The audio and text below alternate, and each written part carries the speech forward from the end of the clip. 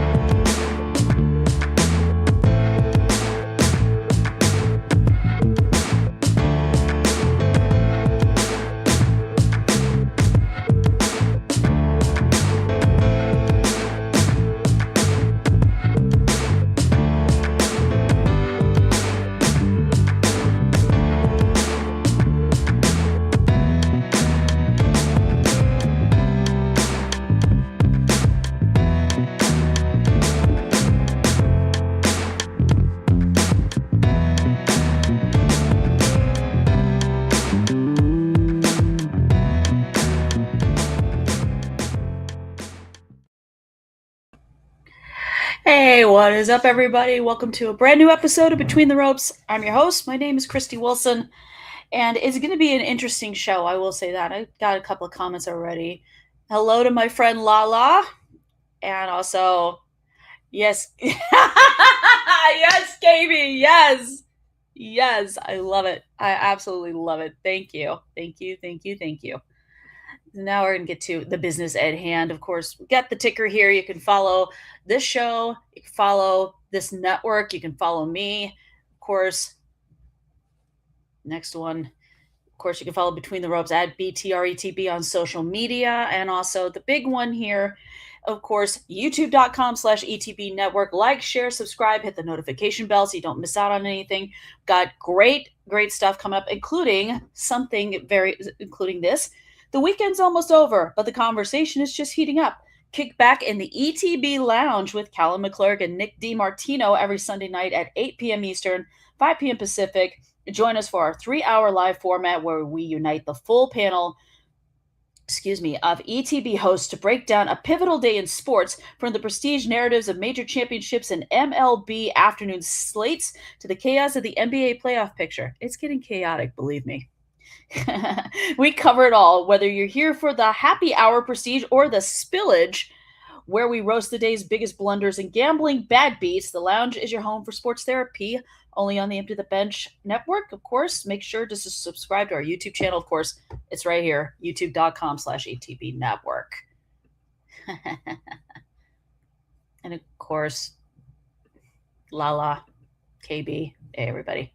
I'm going to get to the first big thing at hand. Of course, this is your review of Backlash. I went 4-1 in picks. Only match I got wrong, Braun Breaker versus Seth Rollins, but I don't think this feud between those two guys is over yet. I do think it's going to it's good. They're going to come to a head at Clash in Italy. So I think those two, if I were to put together something, I would maybe do Hell in a Cell style or just a steel cage. But if you do a steel cage, then the two biggest dumbasses in the division, Logan Paul, fuck you, you ain't shit.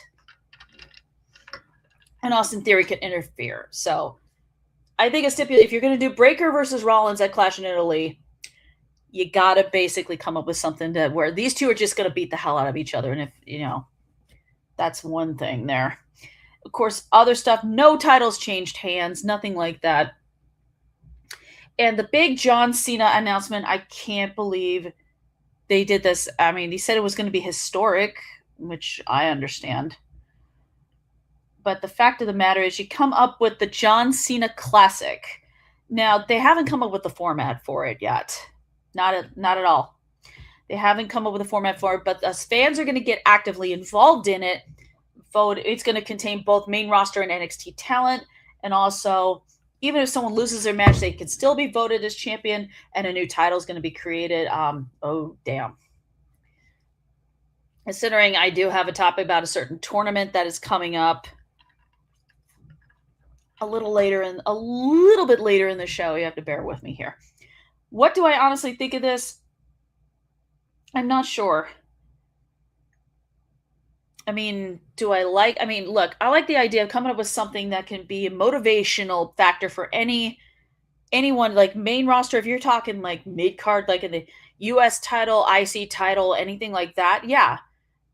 It gives a motivation to go after a possible championship, or say, I was the first ever John Cena Classic champion. Like that. Same with NXT. Heck, I even think some of the new people in NXT, like Mason Rook, Lizzie Rain, anyone like that could compete in this tournament and have a chance of winning, even if they lose the match. It's a great idea. It's a great concept. But as I've thought about it more and more, I just don't feel so sure about it. Great announcement by Cena. I'm gonna give him his flowers on that one. Great idea. Should have thought it over a little bit more. Definitely should have thought it over a little bit more.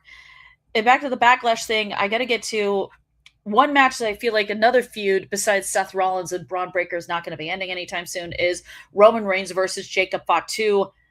That I think is also going to result in a match probably between them at Clash in Italy, because Jacob Fatu is not going to bow down, bend the knee, kiss the ring, whatever you want to call it, to Roman, because I just don't think that's who he is. He's a lone wolf, no pun intended, but I don't know. Sounds like, Backlash, not bad. The Cena announcement, I'm a little iffy. Next one. Now, this one, I kept debating with myself, should I save it for last or should I just go for it right now? And I'm like, fuck it, I'm going for it right now. Ring of Honor Supercard of Honor was last night in Salisbury, Maryland. And I gotta tell you, besides the fact that an AEW World Title match was announced during this pay-per-view, Darby Allin versus Sammy Guevara. Great idea. Darby's really, putting on bangers since he's been AEW World Champion. There's two things with this pay-per-view that kind of got to me a little bit. One title changed hands, and that was not the one I thought it would be. The title that ended up changing hands was the Ring of Honor 6-man Tag Team Championships, won by Dalton Castle and the Outrunners. Yes, yeah, Lala. It is Jacob's time to shine and get some gold around his waist. I think it's going to eventually happen. I definitely think it's eventually going to happen. But back to Supercard of Honor. Yeah, Dalton Castle and the Outrunners are your new Ring of Honor 6-man Tag Team Champions. But every other title did not change hands. Well, one title that was won on Ring of Honor television on Thursday got defended at this event. It's the new Ring of Honor World Television Champion. AR Fox had to go up against Lio Rush, and I will get to Lio Rush later in the show. Sorry. Ugh. But let's face it. And the world title match, Bandito versus Blake Christian, definitely, I think, match of the night. And apparently now, I think the feud between the still Ring of Honor World Champion Bandito and Swerve Strickland. Whose house? It's his house. Swerve's house. It's got started. Swerve was there and hit Bandito with the house call. And how ironic these two are going to be facing each other, as I'm going to get to my next, is when I get to my next topic. It's definitely going to be, cool. I'll just say, good way to start things off on terms of that rivalry. Here's the one title did not change hands. And if you hear me going into a rant, I'm going to immediately apologize. I'm sorry. The Survival of the Fittest match for the Ring of Honor Women's World title was the main event. And holy shit.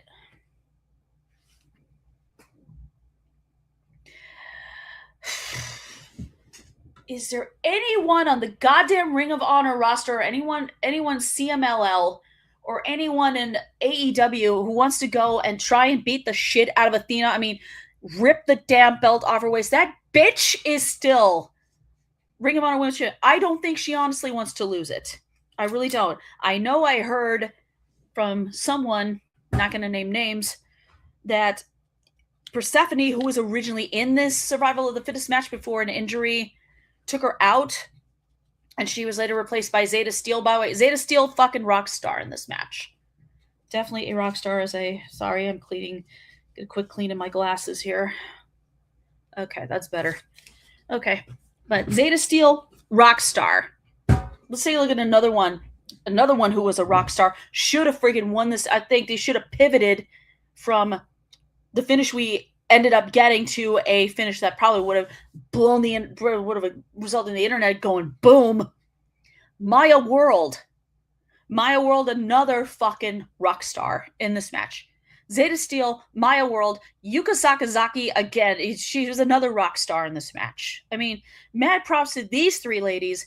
Billy Starks, I don't know. She, Maya World, and Athena were the last three in this match. I mean, shit. I think Billy is long overdue, but is getting to that point. Oh, get the popcorn ready, Lala. Definitely get the popcorn ready. Let me be completely clear. Billy Starks has been long overdue for that Ring of Honor Women's World title for 2 fucking years. You had a great story going on involving Billy being Athena's minion. And she should be champion by now. But since December 2022, Athena has been the Ring of Honor Women's World Champion. I'm sorry, Tony Khan, sir, I love you. You saved me in terms of wrestling in that regard. I'm forever thankful for you for it. But you have fucked up big time with this. I'm sorry, TK. You have Ring of Honor's version of Roman Reigns. I've said this before. I have roasted this bitch in the Roast a Wrestler segment before for the same reason. She just keeps retaining this fucking title every goddamn time. It's getting to the point that I have read tweets of people saying, I just don't care anymore. I just don't give a fuck anymore. There's a reason we don't want to see Athena with this belt anymore. Take it off of her. Have her lose it. I don't care who it is. If you're waiting for Persephone to come back from her injury, that's fine. But it's got to stop right now. I'm getting so fucking sick of it. Heck, we might as well just call Athena Reigns. Because that bitch is over 1,250 days as champion. Roman was at over 1,300 when he was the undisputed WWE champion before Cody Rhodes finished the story. Thank you, God, and Triple H, and all of us Cody fans who pushed for this. TK, I don't care what it takes. Even if you are listening to me and thinking what I'm saying is the most hilarious shit you ever heard, take the fucking belt off of Athena and move her to AEW. Please. I'm tired.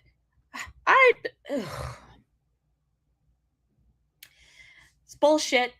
Bullshit. And now I see why people are saying, like, oh, Athena Reigns, Athena Hogan. Is she really putting anybody over? Is she? I doubt it. I very highly doubt it. I thought this was the event, the pay-per-view, to take the fucking belt off of Athena and move her up. But what? Jeez, come on, TK. Does Athena have blackmail material on you? What is she doing?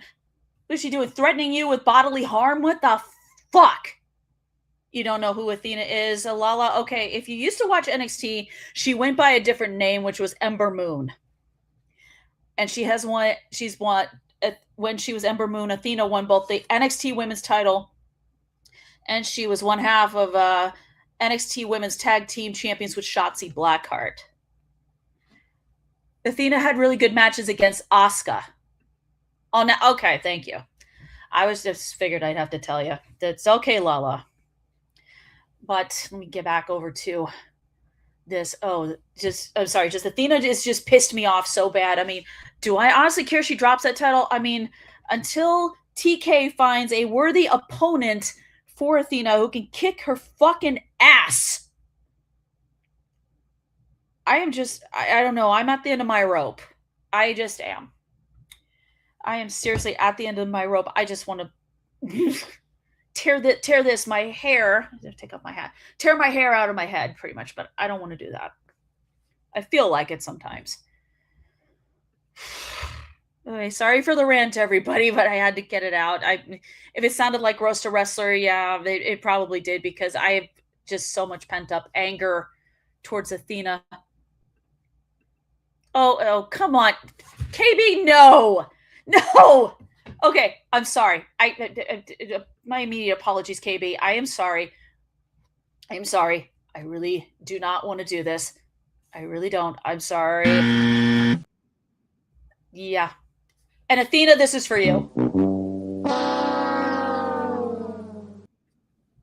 All right, KB, no. Athena's not going to be champion until 2030. Don't give this bitch any ideas. Don't feed her ego anymore. Please do not do that.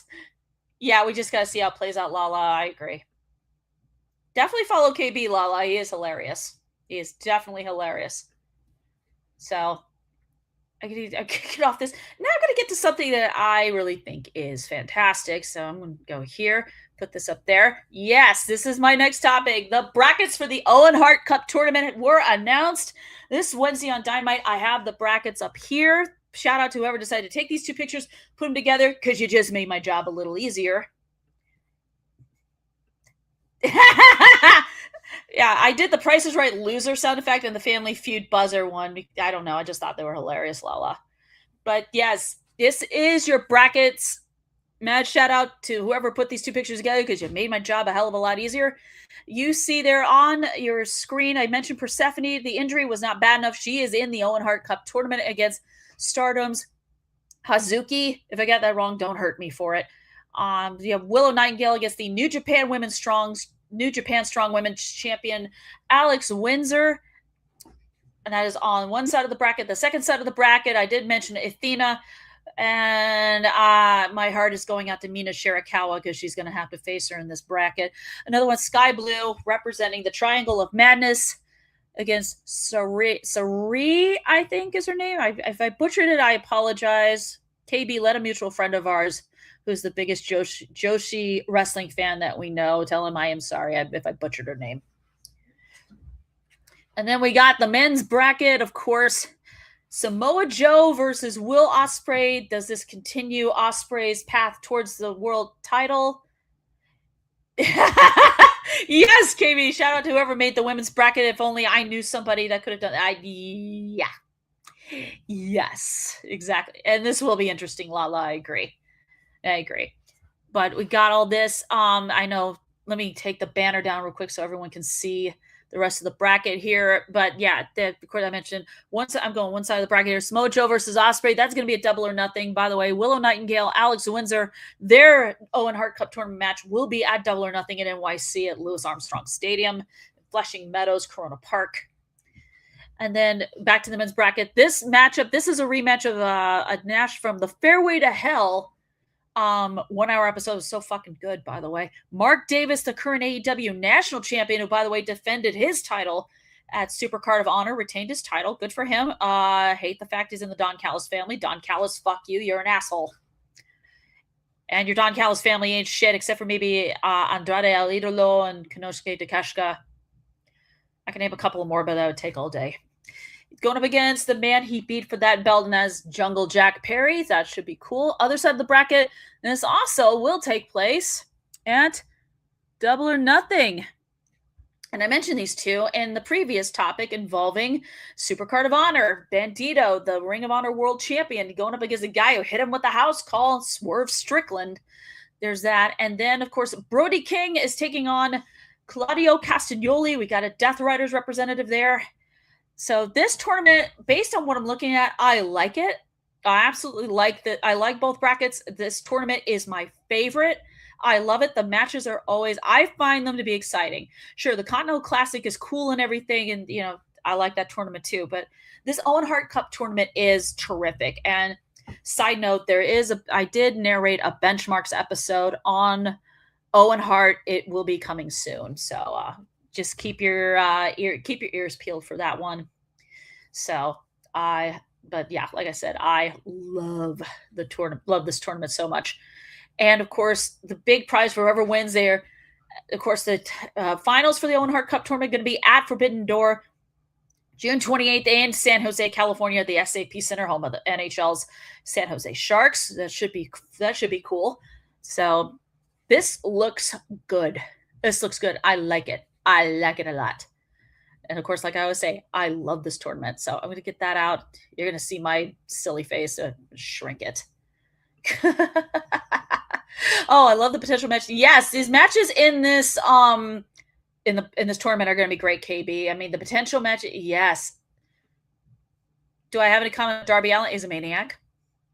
And I love him and I think he's great. I mean, he's putting on banger matches. Like, he's going to have a match, I think it's tonight, a title match against Sammy Guevara. And then we'll see what happens from here on out involving Max MJF. So we'll see about that. I got so hyped about that. I need to get to the next topic. This one, of course, Japanese wrestling legend Hiroyoshi Tenzin. Please don't get after me for butchering names here. He announced his retirement. Effective will be August 15th at Ryugoku. It's, of course, officially announced by New Japan Pro Wrestling. I mean, I think I had to do research on the guy because I'd never heard of it. Look, I don't watch New Japan, but I try to keep up with everything as much as I can.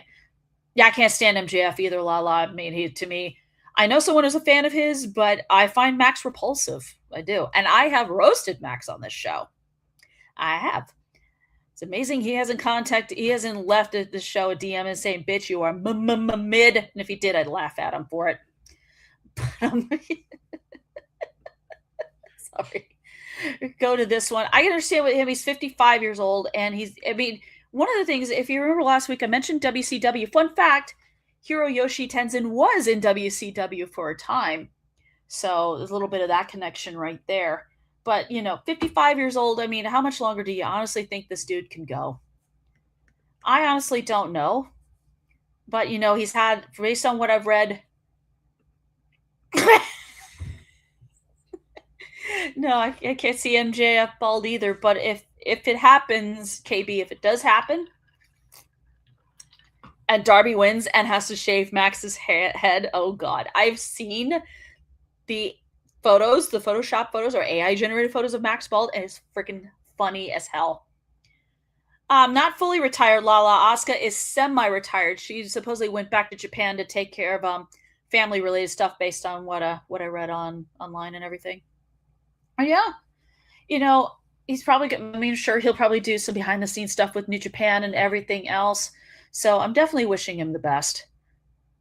Oh, you're already putting out here, Tama Tonga is going to turn Shinsuke, is putting a bug in his ear. Oh, ooh, okay. We'll see how that goes. Definitely see how that goes. But yeah, best of luck to Hiroyoshi Tenzin. I mean, August 15th is coming. It'll probably be here before you know it. So thank you, sir. Thank you. And of course, this was announced during Backlash Triple Mania 34. Sorry. Sorry. Ugh. I'm over a cold long time.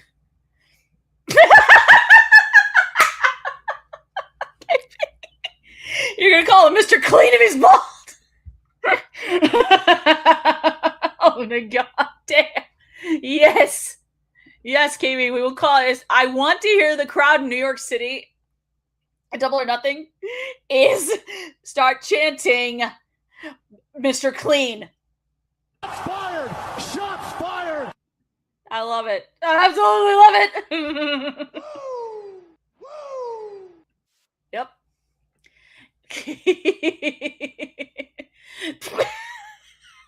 My stomach hurts from laughing all the time too, Lala. I mean, come on. KB comes up with great stuff to say. It's awesome. It's awesome. Okay, let's get back to Triple Mania 34. It's been announced for both September 11th and September 13th as a two-nighter. And Arena Mexico is going to be the location for night 2 on September 13th. Arena Mexico. It is, based on what I've seen, I follow a commentator by the name of Veda Scott, and she has done multiple like CMLL shows what Arena Mexico looks like. I mean, whether it's empty or it's full, it looks amazing. Absolutely amazing.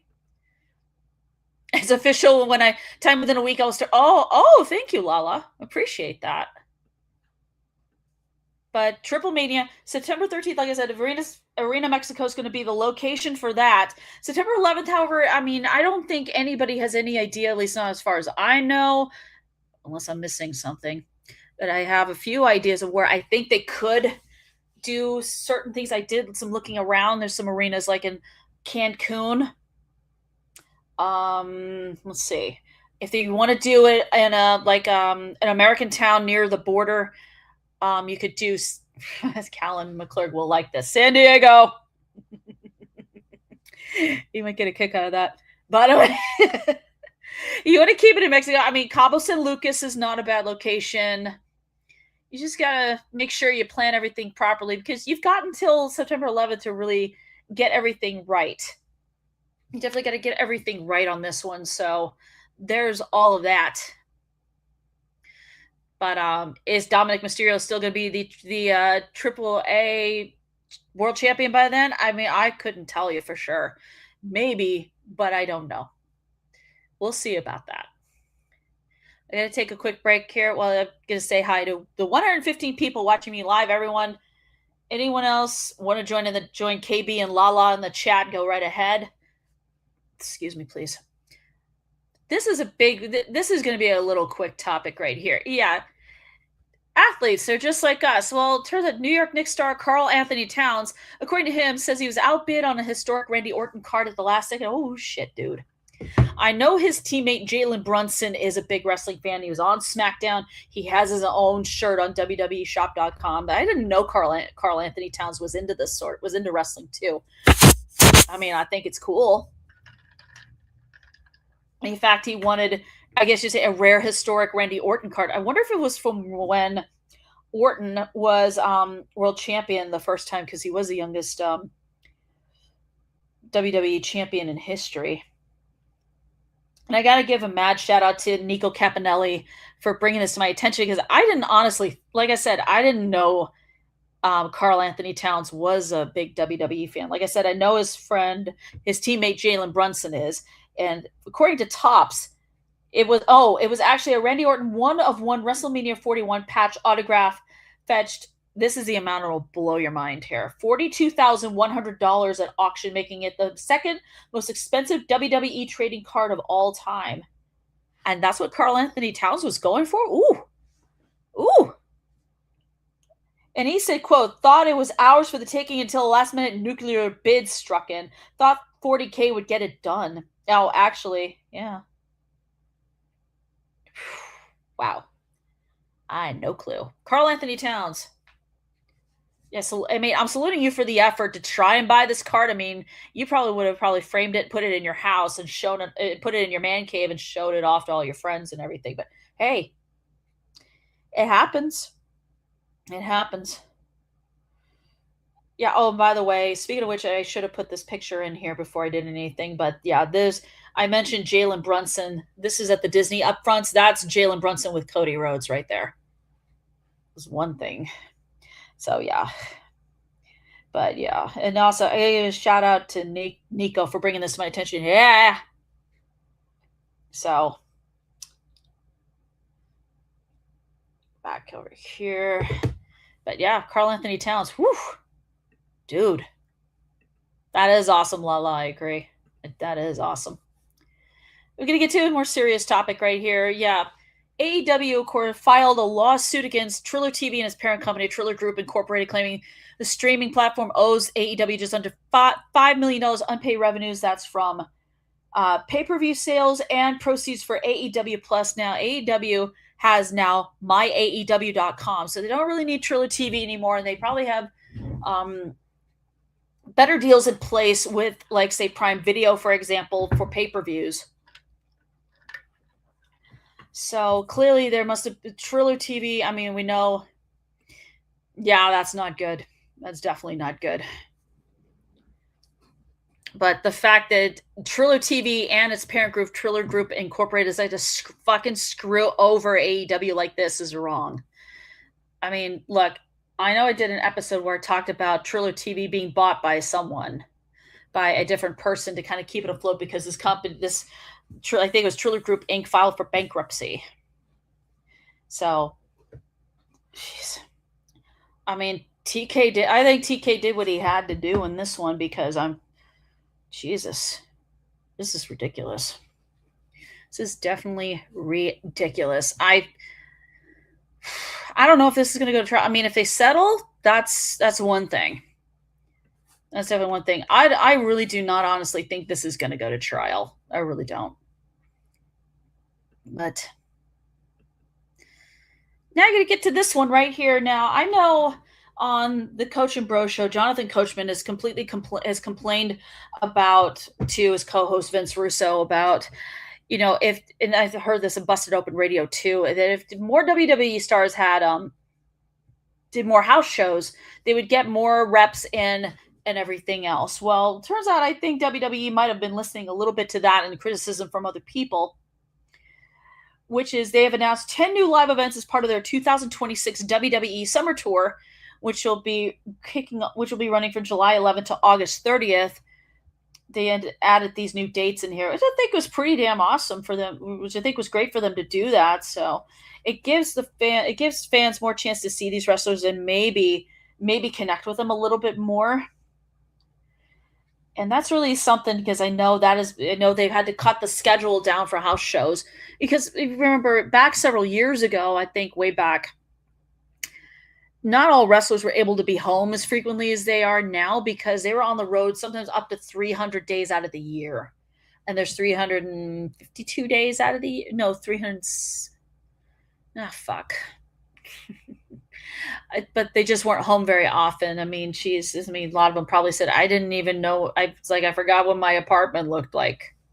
But the fact that they're going to get more, people are going to get to see these wrestlers more frequently. I mean, are we going to see like main event stars like Cody Rhodes and thank you 365 days out of the year? Thank you, Lala. I was having glitching. My brain was glitching. But these 10 new live dates, I think it's pretty awesome for them to have that. Like I said, it'll give fans more of a chance to really see these wrestlers and really get to click with them and everything like that. Because I think the fans. Oh, yeah. So, hello. Does this include a European tour? No, it's all American. It's all throughout the United States. They do have a tour coming up in South America in September. Yes, here, if that's what. As for Europe, I haven't heard anything about that. So, I haven't heard anything yet.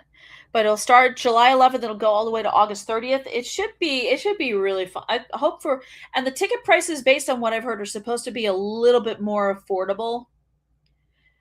I won't believe it until I see it.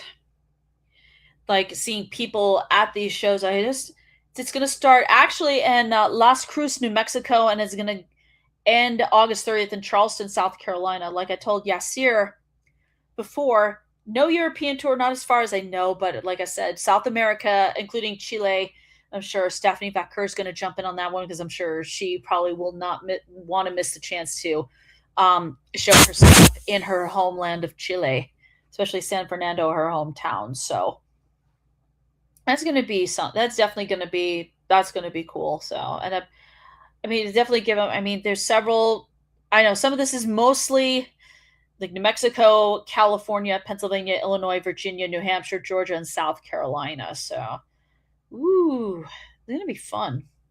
Looks like it's definitely going to be fun. To say hello to the 123 people here. It's going to be definitely going to be something. Oh, and oh man, I think I forgot something. Hold on a minute. I can't believe I forgot this. I really can't believe I forgot this. But I'm going to do it.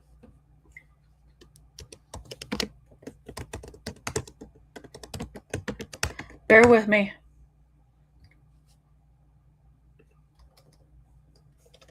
Because I can't believe I forgot to put this in because I thought I had everything ready. But bear with me.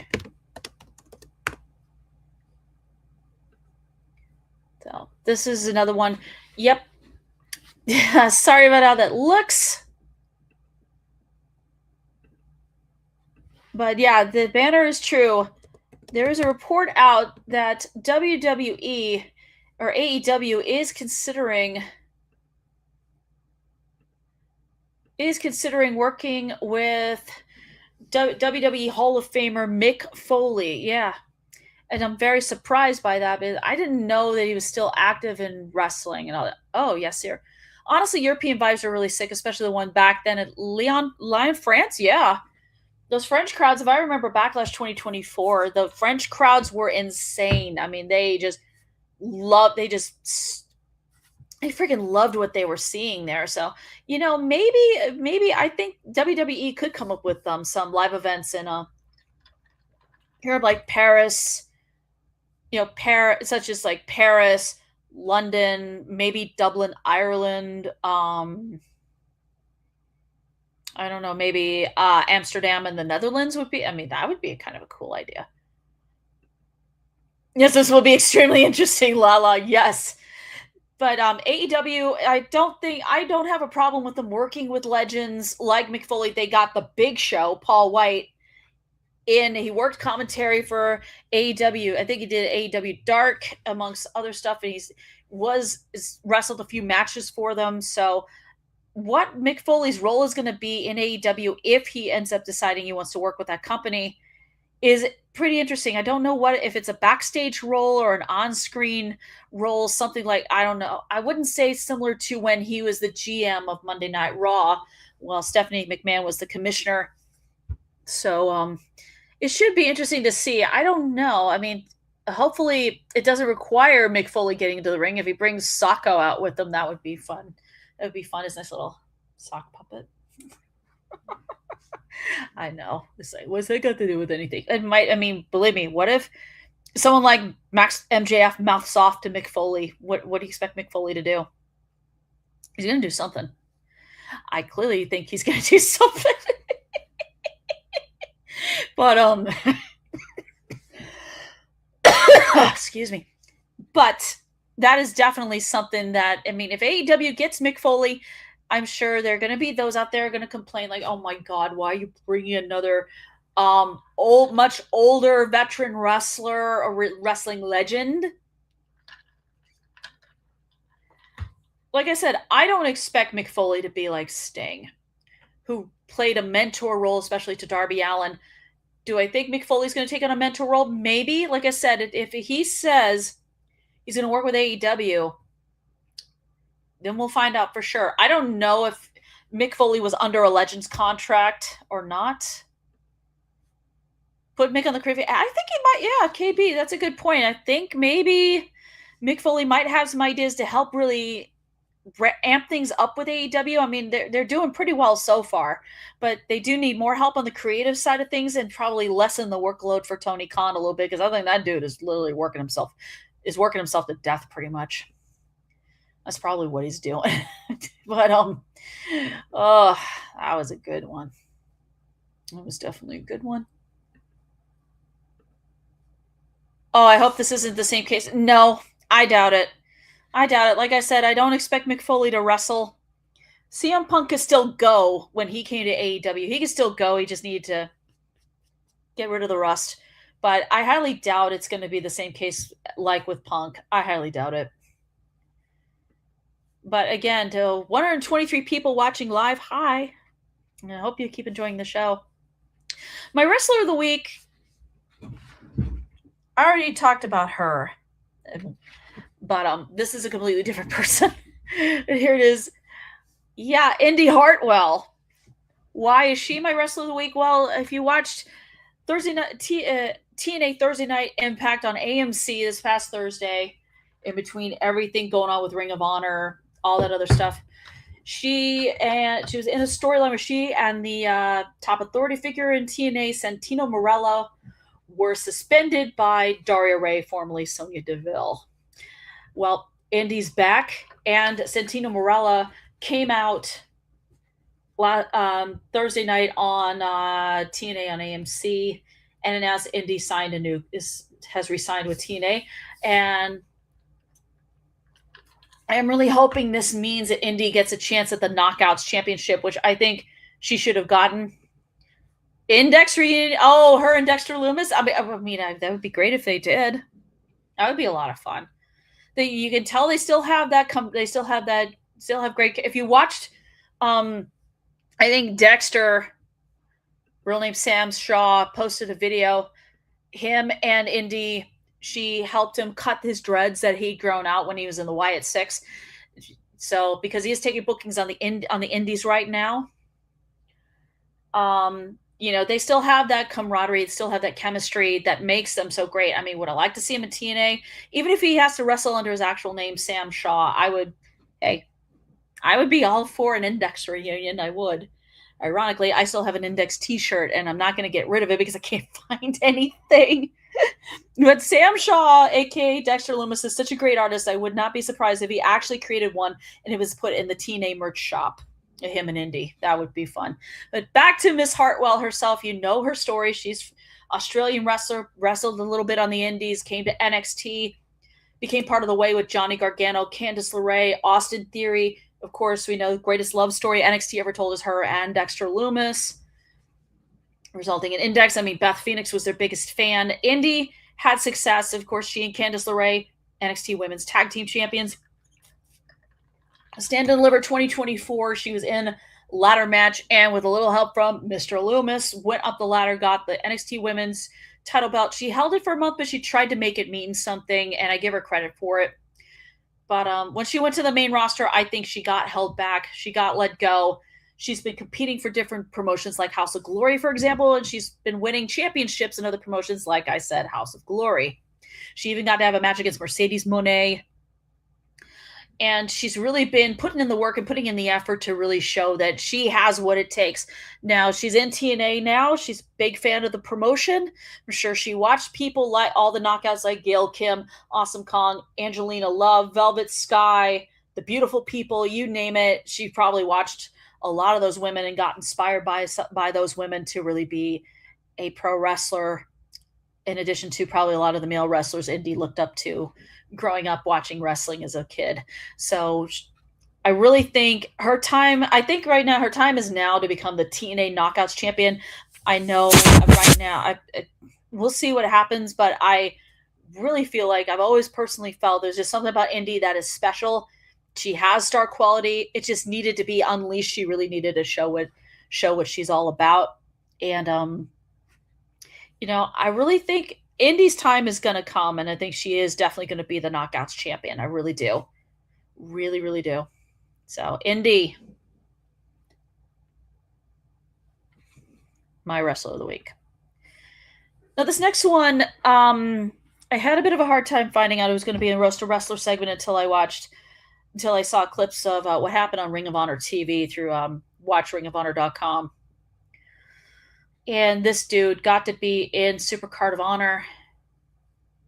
He's not the man of the hour anymore, but you know where I'm getting at. Leo Rush, or should I call you Blackheart Leo Rush? You are no doubt, sir, you are probably one of the most insanely talented wrestlers I've ever seen.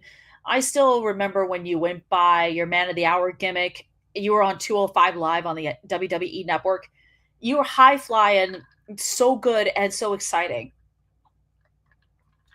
Clearly something happened along the way. You got released, worked your way up. You get to be in WWE, you get AEW. You formed the Crew faction with Action Andretti. And at some point, something happened and you needed to step away for a bit. You come back. And I know you've had this gimmick before. You've done this gimmick before, this in-ring character before in the past, well before WWE, where you were kind of this character that kind of reminded me of a demonic character from a horror film. That's one. There's different variations of it that I've seen pictures of. You decided to bring the character back. What did I get? He's hopping around the ring more than a bunny. Yes, he has. He definitely has, KB. He has. You're running around like a rabbit. You're bouncing more than a bunny. Sorry. But AR Fox beats Nick Wayne on Thursday for the Ring of Honor World Television Championship. You appear on the screen and you scared the living fuck out of me.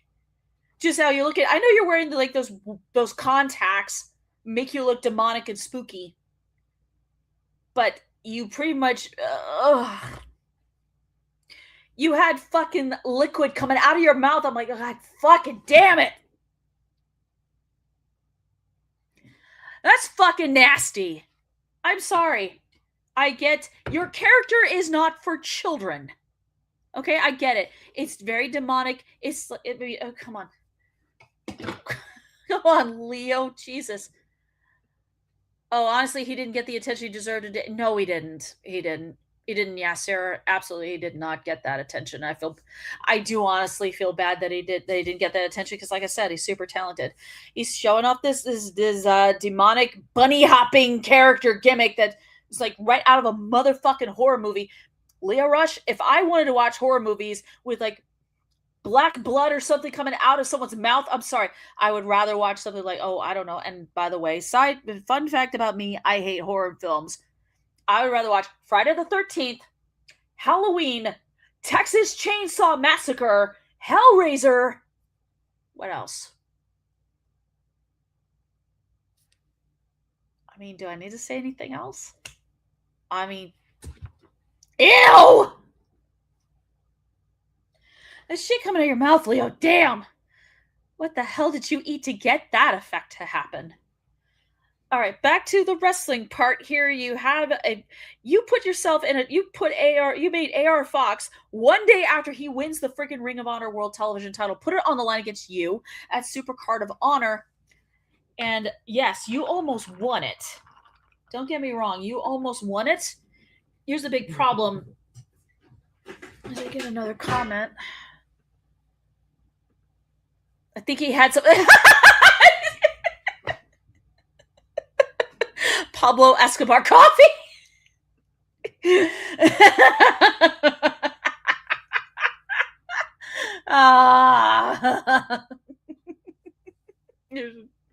What the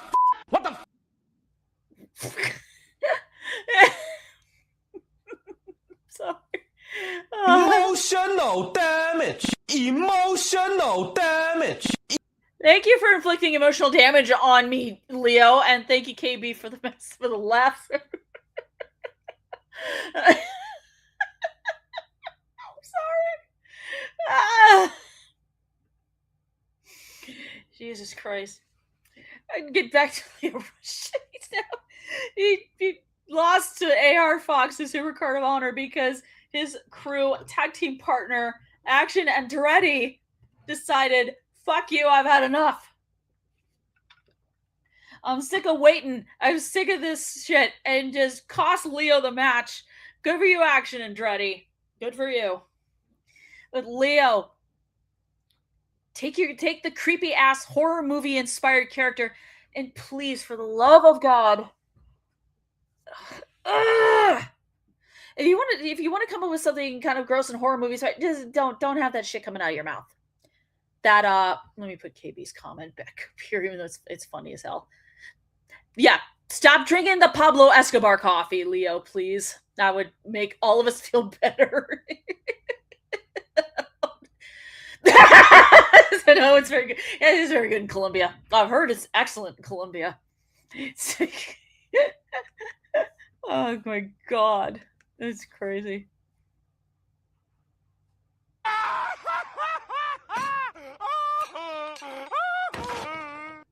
Thank you, Patrick Starr. See, even Patrick Starr thought it was funny. Oh my God, Leo Rush, talented wrestler. This gimmick fucking makes me sick. I'm sorry. And now I think you and Action Andretti are going to have a freaking feud, which makes sense. And I just hope Action Andretti kicks your butt and ships your ass and basically beats your ass to the fucking Shadow Realm. Because, jeez, that's where it looks like you came from with this gimmick, Leo. Holy fuck. Ugh. I'm going to get off this because I probably am going to throw up in my mouth a little bit. Oh, god damn. No, I didn't want to show that banner off. Fuck. What next? With that being sold every day, go to Starbucks. What Yu-Gi-Oh reference are you referring to? Let's see. Is it one of the? What? Never mind. Never mind. I get to this as I take Lala's comment off. Oh god. Yeah. The shadow. That might have been where. Yeah, I think I did watch some Yu-Gi-Oh, Lala, and I think that's probably where I got the idea from. Okay. Follow this ticker will tell you everything you need to know. I'm sorry. This is so freaking hilarious. Oh god. That's great. Oh. Jesus. Follow this ticker. And of course, you can follow the show at BTRETB on social media. No, I don't want to put the ticker back on. I'm sorry. That was too hilarious. Of course, youtube.com/ETB network. You can follow, like I said, like, share, subscribe, hit the notification bell, check out things like, of course, I'm going to read this again. The weekend's almost over, but the conversation is just heating up. Kick back in the ETB lounge with Callum McClurg and Nick DiMartino every Sunday night at 8 p.m. Eastern, 5 p.m. Pacific. Join us for our 3-hour live format where we unite the full panel of ETB hosts to break down a pivotal day in sports, from the prestige narratives of major championships and MLB afternoon slates to the chaos of the NBA playoff picture. We cover it all. Whether you're here for the happy hour or the spillage, where we roast the day's biggest blunders and gambling bad beats, the lounge is your home for sports therapy, of course, only on the Empty the Bench network. Of course, subscribe. Make sure to subscribe on youtube.com/ETB network. What did I get this time? Aw, thank you, Lala. Thank you. I'm glad you're having fun. I am. But yeah, that is going to be it for me. Oh, Lord. I know I had one. Thank you to the 124 viewers watching me live. Thank you all so much. Salute ya. And all I got to say is, I appreciate everyone who watches, and I appreciate the people who are commenting. So again, thank you to what was 125 people watching me live. Thank you, Yasir. Thank you, Lala. Thank you, KB, for the comments, especially you, KB, with the hilarious ones that made me laugh like crazy. Whew. I'm telling you. God, I just got to be honest. God, I love doing this show. I do. I love it. So thank you, everyone, for watching, and I will see you folks next week with a brand new episode of Between the Ropes. I don't see you folks later.